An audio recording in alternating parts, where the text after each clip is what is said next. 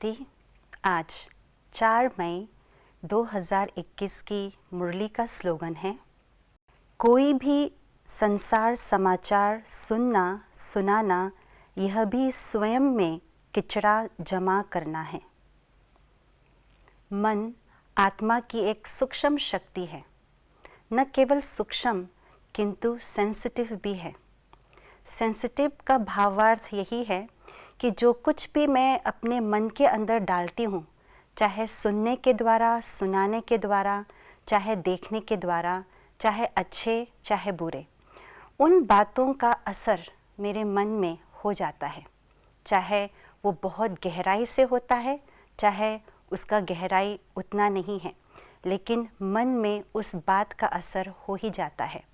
कई बार हमें उस बात का समझ नहीं आता कि ये मन में प्रभावित हो रहा है या नहीं। प्रोसेस प्रभावित होने का इतना सटल है, इतना सूक्ष्म है कि मुझे पता ही नहीं पड़ता कि उस बात का असर मेरे मन को हो गया।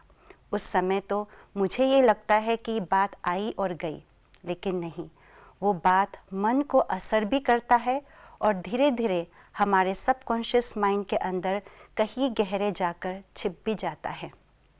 लेकिन बात जब नेगेटिव की हो, बात जब संसार समाचार की हो, पर चिंतन या प्रदर्शन की हो, तो वो जो प्रभाव करने की जो प्रोसेस है वो बहुत स्पीडली और बहुत डीपली होता है।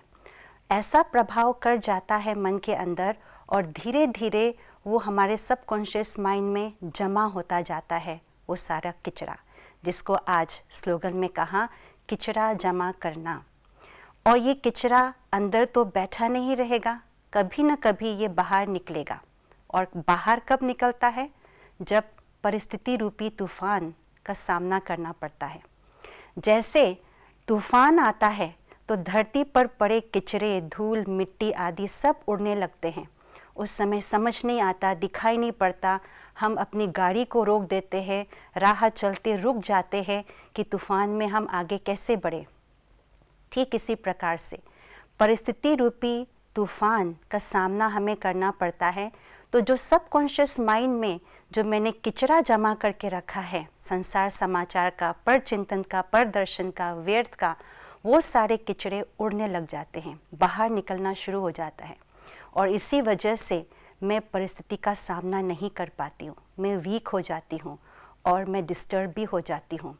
इसीलिए आज कि इस स्लोगन के अनुसार कहा कि सुनने सुनाने के कारण से जो मैं अपने मन के अंदर किचड़ा जमा करती हूँ, उसको हम अवॉइड करें और साथ ही साथ अपने मन को मन मनाभव के मंत्र द्वारा शक्तिशाली बनाएं, ताकि कोई भी बात का असर ना हो। तो चले इस बात का हम ध्यान रखें। ओम शांति।